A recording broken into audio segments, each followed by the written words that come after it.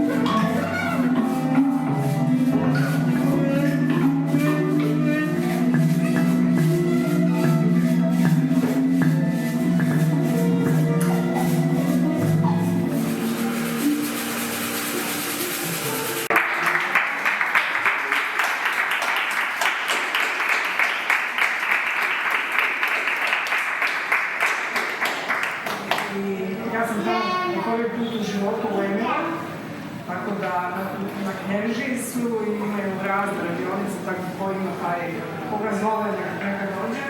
Ovo je rad mamu Jumbo Jack. Ove koje su rađene od konstruiranih materijala, na nije dakle na ove se možete igrati. I ovdje je jedna mala 3D televizijica koju je isprintala umjetnica Monika Boličić, pa vas pozivam da pročitate. A pjesmice smo preveli ovdje tamo čovjek Nikola Iskra i ja zajedno. Evo, nakon, znači večeras, sad nakon koliko je sati, za neko vrijeme ćemo imati razgovor o tome utopija ima šanse, pa vas molim da ostanete pa da malo razgovaramo o tome.